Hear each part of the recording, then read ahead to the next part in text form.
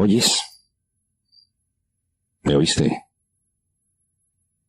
Te advierto una cosa, si oyes es porque quieres, porque la radio es una actividad tan libertaria que tú nomás le mueves a la perilla de sintonía y me dejas aquí hablando al aire, yo pensando que tú estás conmigo y tú quién sabe dónde andes, en cuál otra de las tantas estaciones tan maravillosas donde te puedes estacionar. Comienzo contándote hoy algo sobre la radio. A veces se nos ocurre tampoco utilizar este medio prodigioso para hablar de la radio. Y creo que vale la pena dediquemos un par de minutos, digo, si no te parece mal, a que trate yo de contarte mis brillantísimos descubrimientos sobre el medio, la radio, el hercio. Yo no creo que haya nada nuevo en esto. Todo es renovación de ideas. Me parece que todo está dicho y redicho, hecho y rehecho por radio. Y unos acá, otros allá, unos de esta forma, otros con aquel estilo, recuperamos viejas ideas y les tratamos de dar nueva entonación. En Londres se me ocurrió que algún día podría hacer algo como esto, aquí, contigo. ¿Oyes? Y se me ocurrió porque tenía un maestro, con un nombre sospechosamente claro, A.G.P. Taylor. Él se dedicaba a recuperar la historia, esa historia tan sofisticadamente imperial, británica, inglesa, y a canalizarla a través de la radio y la televisión. Una vez llegó a un programa y se quejó. Se quejó amargamente de que hubieran abierto una vía rápida en Londres, una especie de periférico, por llamarle de alguna forma, que hacía mucho más breve el viaje de su casa a la estación. Y esto era motivo de queja para A.G.P. Taylor, porque se lamentó, sacando la lengua por la antena, de que había abreviado notablemente su tiempo de preparación de los muy hipotéticos programas que él hacía. ¿Oyes? ¿Tú le conferirías el calificativo de programa a esto tan sencillo? Un yo hablo, tú oyes si quieres. Un yo trato de decirte algo. Un veto a saber qué pienses, qué entiendas de lo que yo intento decir. Recuperar historias a través de la antena. Es una cosa muy sencilla.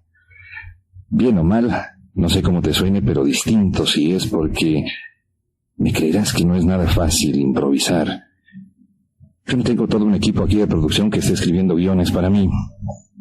Llegar de otra ciudad donde trabajo, amanecer aquí, pensar en qué te voy a decir, e insisto en aquello de que una cosa es la radio vivencial, muy distinta a la muy hipotéticamente buena radio en vivo. La radio es eso, simultaneidad. Yo no sé dónde estés, a cuántos kilómetros o metros de distancia de donde se genera esta señal, pero simultáneamente estamos estacionados en este punto del cuadrante. Y no te engaño, grabo, y esto se transmite bastante rato después de que yo puse las palabras en una cinta. Pero es eso, vivencial, porque yo te transmito, intento hacerlo, vivencias, con la esperanza de que tengas el tiempo, la benevolencia, el buen oído de escucharlas. La radio que intenta decirte algo. Muchas veces, y quiero insistir en esto, fíjate, el decir estamos en vivo, es una bonita excusa para todo lo que se diga. No tiene remedio, pues palabra lanzada al aire no la regresa ninguna divinidad. A veces me suena un poquito excusa eso de estamos aquí en vivo, y por ello yo prefiero decirte en vivencial. ¿Oyes? ¿Qué tan plástico somos tú y yo? Ahora está muy de moda eso y, pues, la moda es una especie de religión y algún día hablaremos de tan peliagudo asunto. Está muy de moda la plastificación humana. El cirujano plástico, estético, que nos ayuda a ser un poco o mucho más bellos de lo que originalmente fuimos fabricados por la matriz de donde emergimos. Es una buena idea. Cirugía, y si no me equivoco, así se llama, plástica o estética, acomódale el nombre que mejor convenga, porque lo importante es que medio nos entendamos. Pero vuelta con la pregunta, ¿qué tan plásticos somos tú y yo en esta era del plástico? Cuando yo era chico, allá aquí en Guadalajara, los radios y la radio, lo uno es el aparato receptor y lo otro es esta egregia dama de compañía omnipresente y que si tú la dejas te acompaña en tu soledad. Cuando yo estaba chico, los radios eran unas enormes cajas llenas de válvulas catódicas, que las encendías y tardaban unos minutos que se tragaban buena parte de programas y de música, porque todavía el transistor no llegaba a nuestras vidas a instalarse como parte esencial de nuestra cotidianeidad. En casa de los abuelos había un enorme radio, que además de tragarse buena parte del programa, al encenderlo despedía un olor muy especial, a hormiguero.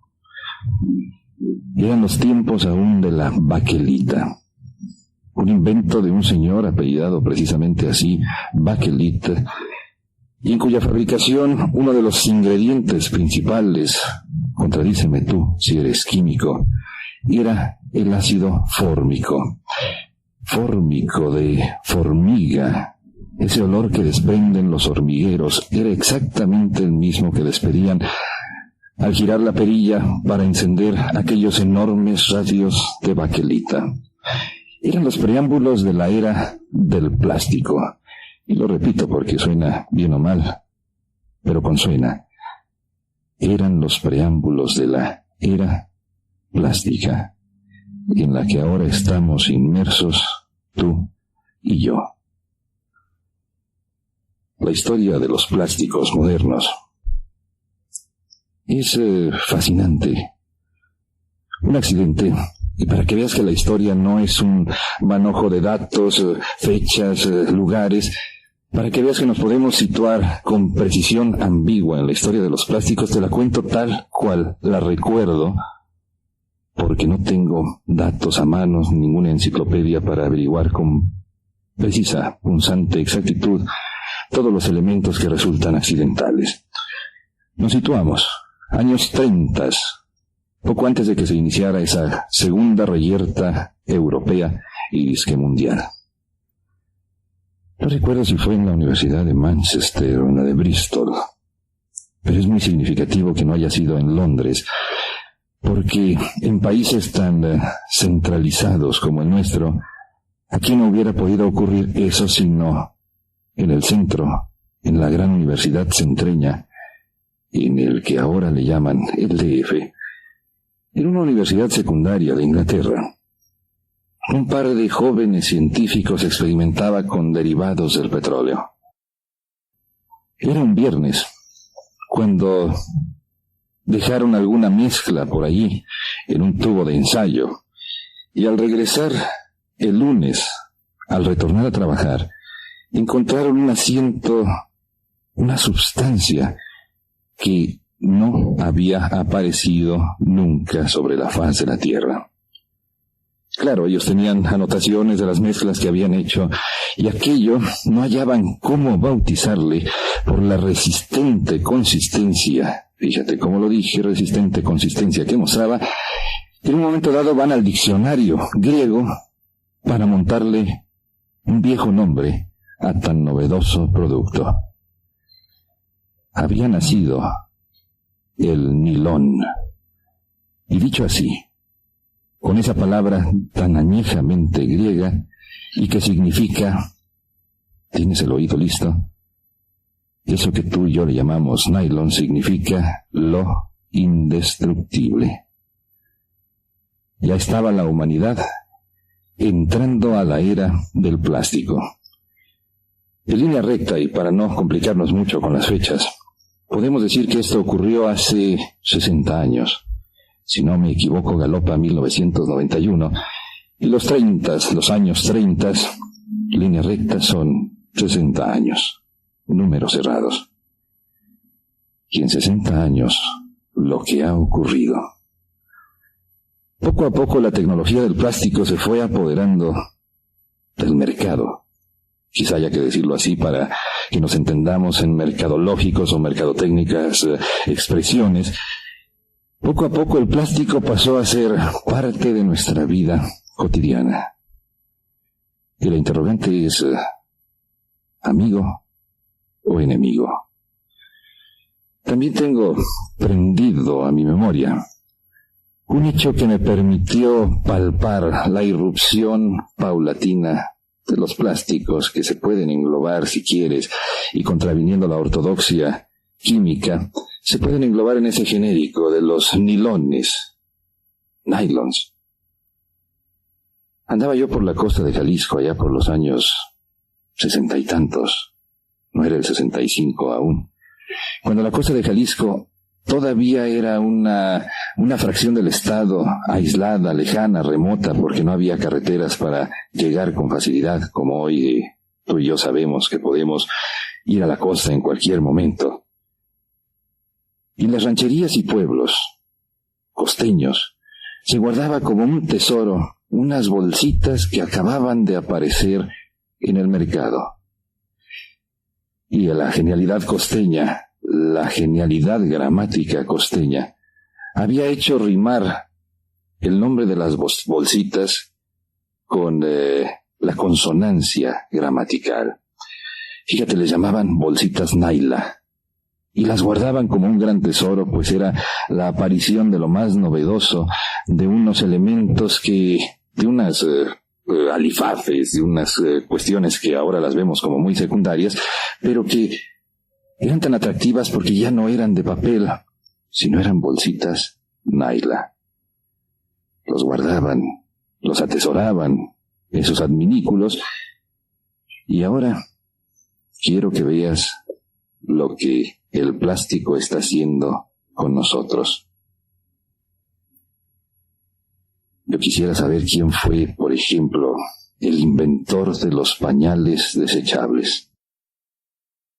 Fíjate, cuando el niño que usó el pañal desechable ya haya transitado a la zona del silencio por esta lamentable ley de la vida que implica que somos pasajeros en el tiempo, todavía los residuos del pañal desechable estarán presentes en la faz de la tierra. No los residuos orgánicos. Tú sabes aquella definición de los bebés que son unas cositas maravillosas que por un lado producen ruidos inexplicables y por el otro cosas impronunciables. Pues un niño, en su aprendizaje a la independencia, podríamos llamarle independencia fisiológica, requiere aproximadamente 2000 pañales desechables. Y dicen los que saben que se requiere también el equivalente a la celulosa de 4 o 5 árboles para hacer este tipo de maravillosas ayudas y herramientas sigloventescas. Estamos en la era del plástico.